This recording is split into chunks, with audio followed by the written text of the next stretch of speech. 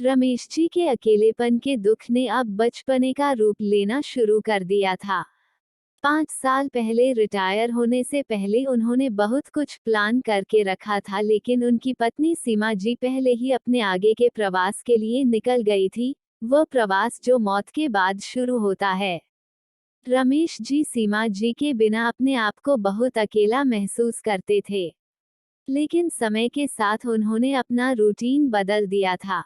वो सुबह थोड़ा जल्दी उठने लगे थे, इसलिए नहीं कि उन्हें कोई काम होता था, लेकिन इसलिए क्योंकि उनके बहू और बेटा दोनों ही काम के लिए जाते थे और उन्हें आने में रात को देर हो जाती थी, इसलिए सुबह चाय नाश्ते के दौरान उनके साथ थोड़ी बातचीत हो जाए तो अच्छा रहेगा, यही सोचकर सबसे पहले उठ जाया करते थे। लेकिन दोनों के ही पास उनके साथ बोलने के लिए टाइम ही नहीं था। नहीं नहीं, आप कोई गलतफहमी मत पाल लीजिएगा।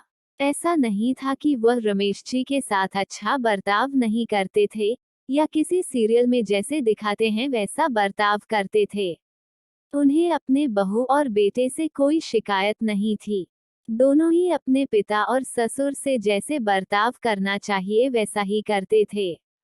लेकिन एक बार रमेश जी कुछ ज्यादा ही जल्दी जाग गए और उन्हें चाय पीने की तलब लगी। उन्होंने किचन में जाकर चाय बनानी चाहिए, लेकिन चाय उबलकर गिर गई और पूरा किचन का प्लेटफॉर्म खराब हो गया।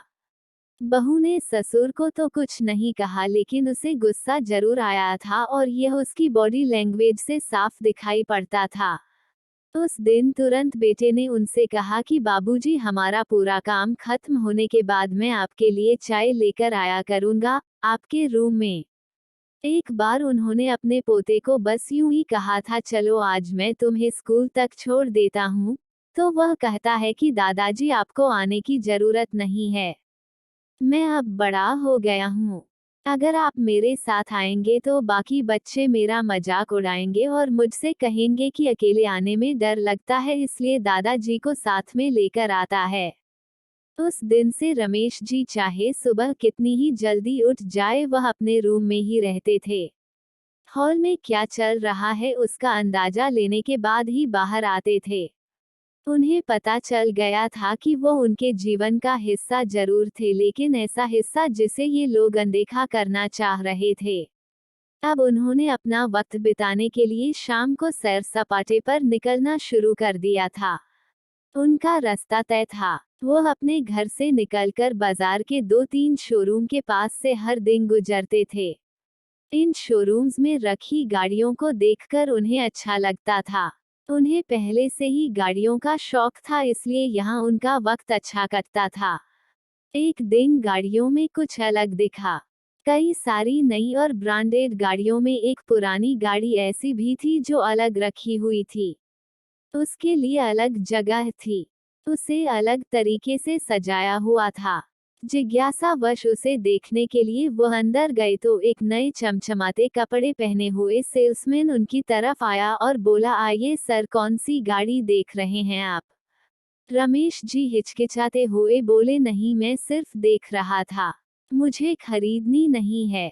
मुझे बस उस पुरानी गाड़ी को देखकर विचार आया कि इतनी पुरानी गाड़ी शोरूम में कैसे?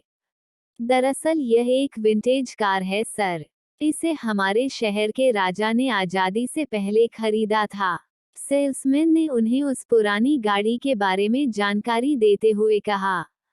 ऐसा है क्या? बेटा, मुझे एक बात बताओ, हर नई गाड़ी पर उनकी कीमत लिखी हुई है, मगर उस पुरानी गाड़ी पर क्यों कोई कीमत नहीं लिखी हुई है?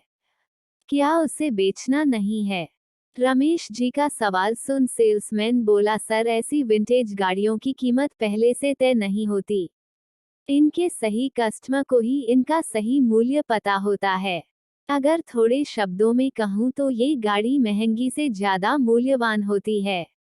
रमेश जी उस शोरूम से बाहर आ गए। कोई विचार उनके मन में कौंध रहा था, लेकिन क्या वह उन्हें समझ में नहीं आ रहा था। ऐसे ही कई दिन गुजर गए। अब आते जाते रमेश जी उस पुरानी गाड़ी को बड़े प्यार से देखते थे। कुछ दिनों के बाद उन्होंने देखा कि उनके बहू, बेटा और पोता सभी ने छुट्टी ले रखी थी। वह सोच में पड़ गए कि उस दिन ऐसा क्या खास था जो सब घर पर थे।